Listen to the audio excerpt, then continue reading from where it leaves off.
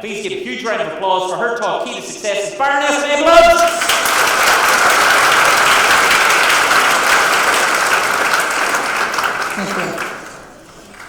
Thank you very much. Now we'll go back to the old-fashioned way. I'm sorry, I have no lovely pictures for you to look at, so you just have to look at me. It's a real pleasure to be here, and I always like to help young people because of the pupils that are here today who hate school. Now come on, be honest. I have to tell you, I hated school. Absolutely hated it. Normally I went missing in school to find me in the boiler room. And I was more often, I tell everybody when I go out to schools, I tell them this, I had a great relationship with my headmaster. I see him every day in the week. Because I was generally sitting outside his office waiting to be told what detention I was going into. But I want to talk to you just a little bit about my own brief background. I was born into a working class family in Belfast, went to a little local primary school, passed the selection process we hear so much about today, and get this, I wanted to be a teacher. Now, I hated school, but I thought the teachers had a lot of power. And I said to myself, I want some of that. Now, I wanted to go to Methody and into Stranmillis. My dad put me down for Grosvenor, and I wouldn't go to Grosvenor High, and the rest is history. I stayed in a little school in Sandy Row, and I want to come to this point later on. I wasted the next 4 years of my life. Now, this is probably unheard of. I left school at the age of 14.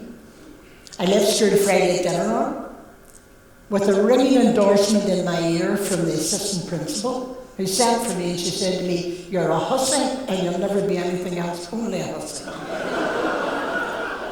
And believe it or not, I ran all the way home. I thought it was a compliment.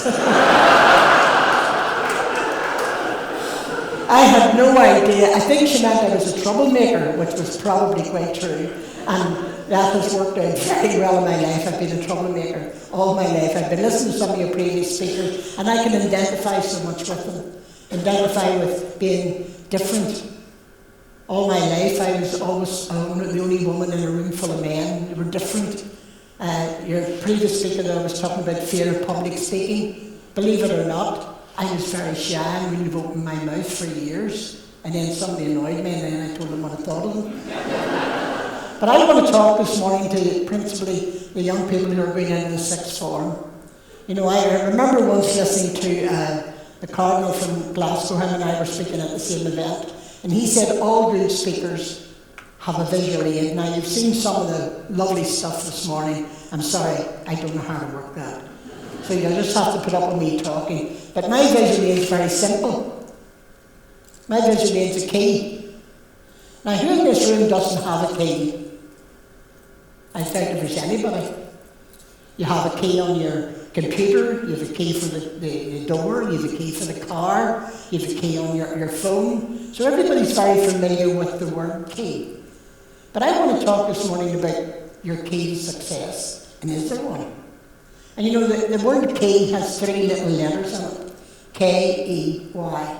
And just let's break that down. The first letter is a key, is K. Now what does K stand for in a key? It stands for knowledge. And you know, someone once said that knowledge was power. Yes, and it can be destructive as well. A little knowledge can be a really bad thing. So what I want to say to you is, as you enter into this, you're now leaving being children and going into the adult world and learning really what makes things tick.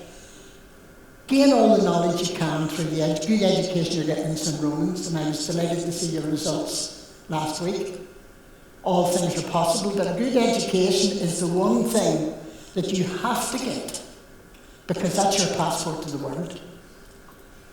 I was speaking some time ago at a teachers' conference in Leeds, and I said to the girl on the way up to the podium, "How many are we expecting?" She says, 3,500. And I said, 3,500? Now, when I was learning public speaking, they said, always focus on one person in the room. And it's as if you're having a private conversation with that person. The problem I have today is my sight's beginning to go, so I can't really see anybody. But in that particular thing that I spoke in Leeds, it was about 3 teachers. One was a teacher who had left school at the age, well, a young woman who had left school at the age of 12, 13. She was groomed for prostitution. Wasted 2 or 3 years of her life. Her mother and father were alcoholic. But she came back to the teacher in the school who had befriended her, and today that girl's a teacher.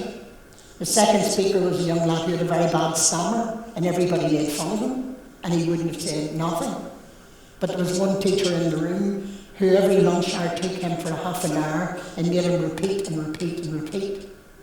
And he'd done a 20-minute in the conference. He wouldn't have even knew he had a stammer. And I was talking about my teacher.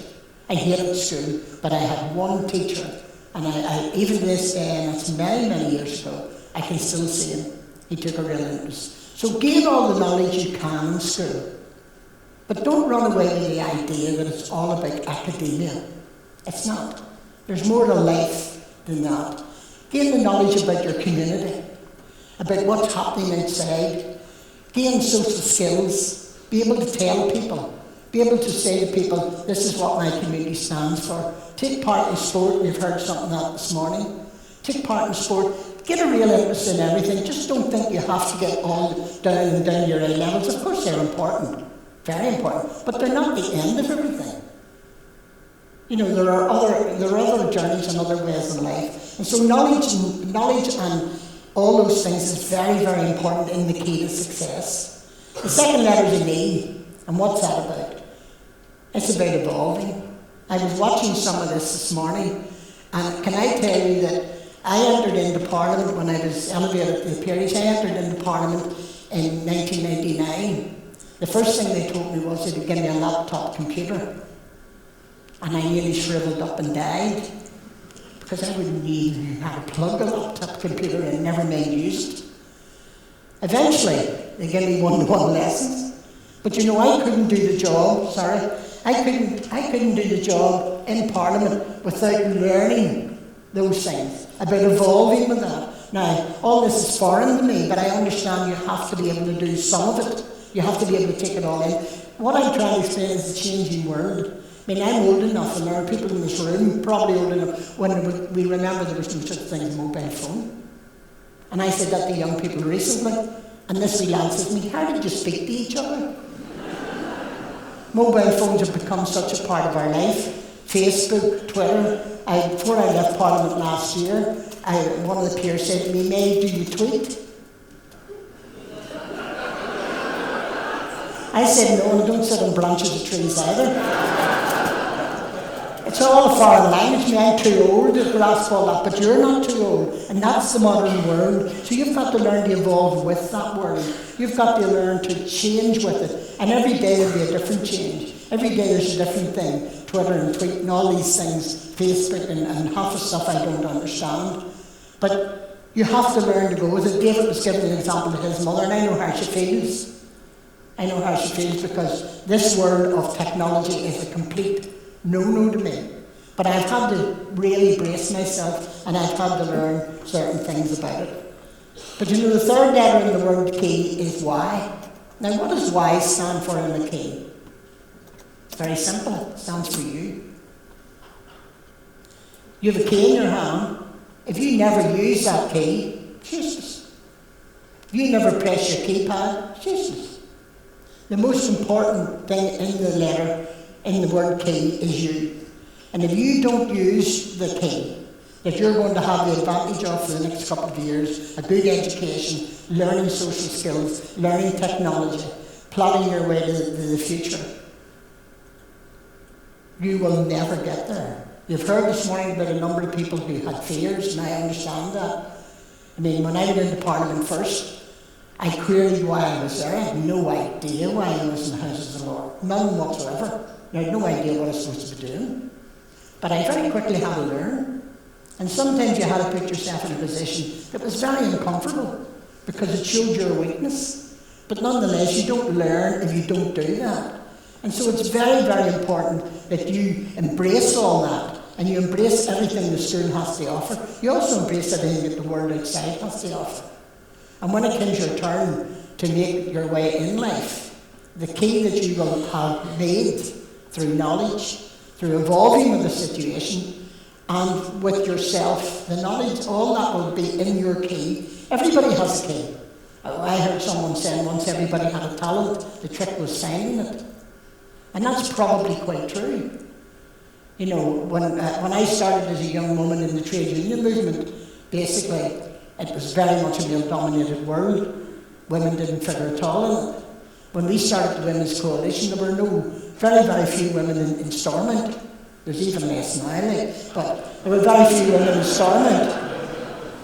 But we changed that. Now, people laughed at us. People said, don't be stupid. I remember a leading politician in Northern Ireland saying to me, you realise that women go into politics and be the end of family life as we know it? I don't know, what does that mean? Now, he didn't know what it meant, it just sounded good. But when you take it, if we ever get our Stormont up and running again, at least 30% of the people in Stormont will be women. We now have 3 party leaders who are women. When I was a young woman in my 40s and 50s, and don't be out of my age, I'm 81, when I was a young woman, I never dreamt I would see that. I never dreamt I would see 3 women leaders in Northern Ireland. Never. But here's a trick, here's a joke. Don't just think because you've got something and it's done. I heard a comedian saying recently that one of the things equality, that has been proved equality works, and I was all ears. He said, when we had male leaders, they made a real mess of everything. Now we're women leaders, and we're in a bigger mess. So it doesn't always work the way you want, but all things are possible. But the one bit of advice I would give you this morning is take everything that's offered to you, think about it, think about what is good for you, not the same thing. You've heard all the speakers this morning, all coming from different angles in life. And you may have your own angle, you may have your own way of doing things. That's good, that's good. But you know, the one piece of advice I would give you this morning is believe in yourself. Really and truthfully, believe in yourself, because I often say to people when I'm out speaking, believe in yourself, because if you don't, why would anybody else? Why would anybody else believe in you if you don't have that courage yourself? Do what you know is good for you. Do what you know that you can really, really do. Do the thing but I would say to you most of all, the key you have, please use it. Please use the knowledge, please use the fact that you're in a changing world, in an evolving world, and please use yourself. Because at the end of the day, as you heard somebody earlier on about people being unique and people being different, everybody's different. I seen in Heathrow recently coming through the airport, there's a slogan on the wall that says, difference is the only thing we have in common, which is quite true.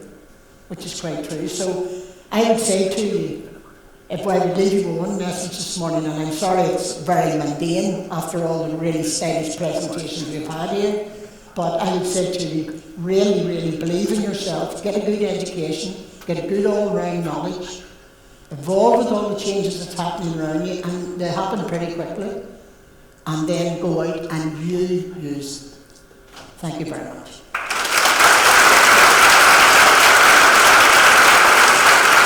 Thank you very much indeed, Baroness, for joining us. One question, you mentioned there, do what's right for you, but actually in your life you've always done what's right for other people. Your entire life has been dedicated to service and doing things for others. Yeah. How important do you think that is? It's important, but interestingly enough, when you're doing it for yourself, that becomes automatic. You see the benefit of that. I mean, I work among young people on the Shankill Road, and the greatest pleasure for me is a parent to stop me and say, what you've done helped, blah, blah, blah. That's great. And that's the way life works. That's the way it goes. As you get more involved, you get more involved. It's as simple as that. And over the years, and you know, people have asked me why I'm involved in so much. And it's really quite simple. I'm just nosy. Very good.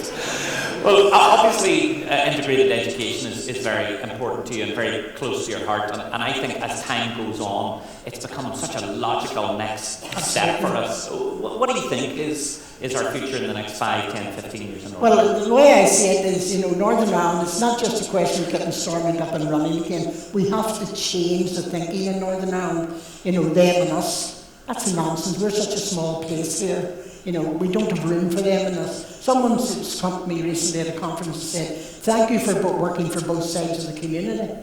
I don't work for both sides of the community.